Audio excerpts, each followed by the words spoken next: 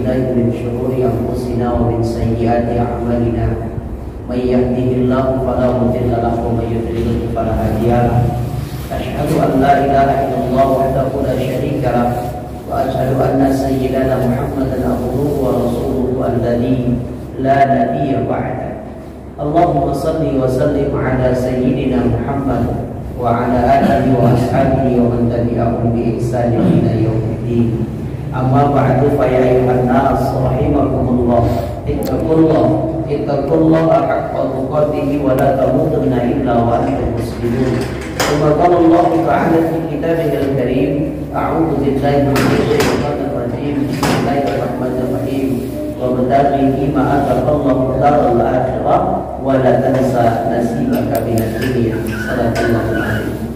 Hadirin saudara, sidang jamaah salat Jumat yang dimuliakan Allah Subhanahu wa taala. Tiada kata yang lebih indah melainkan alhamdulillahirabbil alamin. Sebagai rasa syukur kita kepada Allah atas segala nikmat dan karunia yang telah Allah berikan kepada kita sampai hari ini.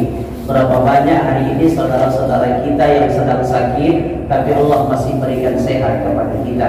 Berapa banyak hari ini saudara-saudara kita disibukkan dengan bekerja, tapi Allah panggil kita untuk melaksanakan salat berjamaah. Berapa banyak saudara-saudara kita yang hari ini telah kembali kepada Allah, tapi Allah masih memberikan nikmat hidup kepada kita. Mudah-mudahan segala nikmat itu membuat kita menjadi golongan orang-orang yang bersyukur. Lalu kemudian dengan syukur itu Allah tanam tumbuhkan benih-benih iman dan takwa kepada kita. Lalu Allah jadikan takwa itu dengan istiqomah sampai nanti ketika mau datang menjemput kita.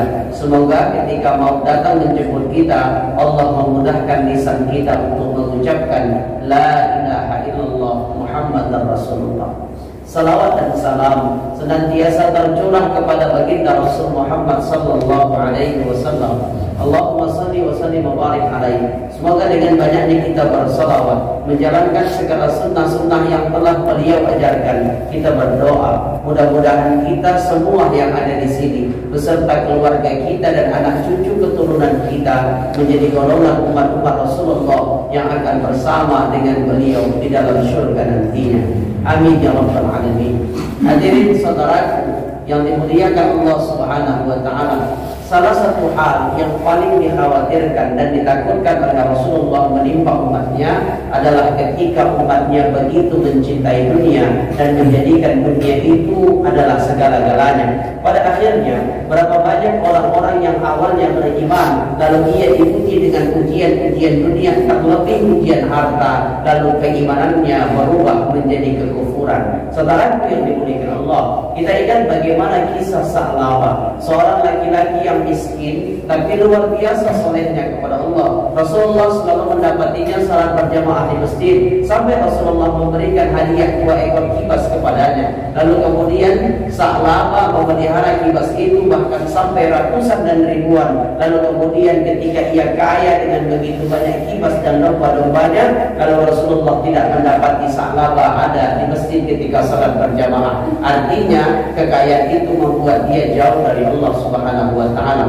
Lain hal dengan apa yang dialami oleh Rajal Unfuah, sahabat Nabi yang imannya dipuji oleh Abu Bakar dan Umar bin Khattab. Lalu ia dipercaya untuk menjadi delegasi Islam, utusan Islam untuk menceramai Musailamah al-Kazzab, nabi palsu pada saat itu, agar Musailamah al-Kazzab bertaubat kepada Allah. Lalu datanglah Rajal Unfuah kepada Musailamah al-Kazzab untuk mendakwahi Musailamah al-Kazzab. Daripada akhirnya apa? Bukan Musailamah al-Kazzab yang beriman kepada Allah, melainkan Rajal Unfuah yang justru tunduk kepada Musailamah al-Kazzab, karena Rajal Unfuah diberikan kemewahan-kemewahan dunia. Saudara yang dimuliakan Allah Subhanahu wa taala, begitulah luar biasanya godaan dunia. Siapa yang gak kepingin tinggal di rumah besar dengan AC yang sejuk? Siapa yang gak ingin naik kendaraan yang mewah dengan begitu megah, dengan AC yang nyaman di dalamnya? Siapa yang gak kepingin punya sawah yang lebar? Siapa yang gak kepingin punya tanah yang luas? Siapa yang gak kepingin punya uang yang banyak? Semua manusia menginginkan itu. Tapi Rasulullah katakan jangan ikuti hawa nafsumu. Karena ketika manusia mengikuti hawa nafsunya, kata Rasulullah, ketika dia diberikan 2 buah pulau, lalu pulau itu diganti dengan emas, maka dia akan mencari pulau ketiga, pulau keempat, dan selanjutnya. Bukti apa? Maka dia tidak pernah merasa cukup dengan apa yang telah Allah titipkan kepadanya. Kita sayangkan hari ini, berapa banyak orang-orang yang tidak sadar Allah telah ubah rambut hitamnya perlahan menjadi putih. Allah telah ubah penampilannya dari kokoh sedikit merapu. Allah telah berikan tanda-tanda ia dekat dengan kematian ketika penyakit bertubi-tubi datang. Tapi hal itu tidak membuat dia dekat dan membuat sadar dia bahwa akan datang waktu ketika ia harus kembali kepada Allah Subhanahu wa taala. Saudaraku, percayalah, kematian itu bukan hal yang harus ditakuti, karena siapapun kita pasti akan mati dan kita tidak akan menghindar darinya. Kita tidak bisa menghindar darinya. Tapi hal yang harus kita sadari ketika kematian itu datang menjemput kita, apa yang sudah kita persiapkan untuk kembali kepada Allah Subhanahu wa taala. Dunia ini hanya sebatas persinggahan. Suatu hari nanti, mau atau tidak mau, kita akan meninggalkannya. Tapi jangan jadikan kemewahan-kemewahan dunia ini membuat kita lalai kepada Allah Subhanahu wa taala. Islam tidak melarang hambanya. Islam tidak melarang manusia untuk menjadi orang yang bahagia.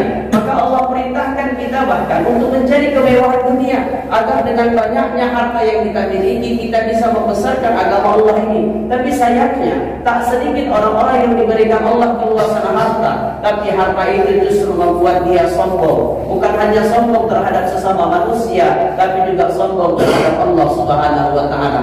Tidakkah ada sebuah ungkapan berkata, "I'mal li dunyaka ka'annaka ta'ishu abada wa amal li akhiratika ka'annaka tamutu badan." Bekerja engkau untuk duniamu seolah-olah engkau akan hidup selamanya di dunia ini. Tapi wa amal li akhiratika ka'annaka tamutu badan. Bekerja engkau untuk akhiratmu seolah-olah engkau akan mati esok hari. Saudaraku, bahkan Allah katakan, ingatkan dalam Al-Quran surah Al-Qasas ayat 77, Allah katakan, "A'udzubillahi minasyaitonir rajim. Wa badalni mimma ataqallahu darul akhirah wa la tansa nasibaka minad dunya." Raihlah, kejarlah kebahagiaan yang Allah janjikan di akhirat, tapi jangan engkau melupakan dunia. Artinya apa?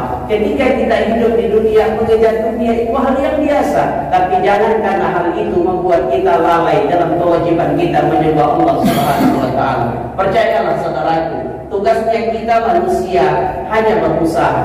Tugasnya kita hanya bekerja. Tentang hasil, biarkan Allah yang memberikannya kepada kita, dan ikhlas dengan apa yang diberikan Allah. Ketika Allah ingin titipkan kekayaan kepada seseorang, percayalah, beribu orang menghalanginya, tapi Allah mau titipkan, maka hal yang mudah bagi Allah Subhanahu wa taala. Tapi ketika Allah tak ingin kayakan seseorang, Allah tak ingin titipkan harta kepadanya, begitu banyak cara Allah mengambil harta-hartanya, pada akhirnya membuat dia miskin hidup di atas bumi Allah Subhanahu wa taala ini. Kita mungkin bisa belajar dari bagaimana kisahnya Maryam.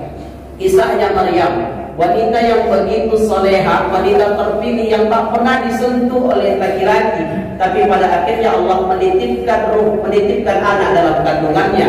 Maryam hamil tanpa seorang suami, Maryam hamil tanpa seorang laki-laki, bahkan ia dianggap berzina. Lalu Maryam itu diusir, lalu kemudian Allah menunjukkan kekuasaannya. Lahirlah seorang laki-laki dari rahimnya yang kita kenal dengan Nabi Isa alaihi salam, seorang laki-laki terpilih yang menjadi Rasulullah Subhanahu wa taala. Lalu kemudian ketika Maryam melahirkan Nabi Isa, Maryam dalam keadaan lapar dan lemah karena baru selesai melahirkan. Wanita posisi terlemah ketika baru selesai melahirkan, perut yang lapar. Lalu turunlah Jibril yang diutus Allah Subhanahu wa taala. Ia katakan kepada Maryam, "Ya Maryam, goncanglah pohon kurma itu, maka Allah akan menurunkan makanan untukmu."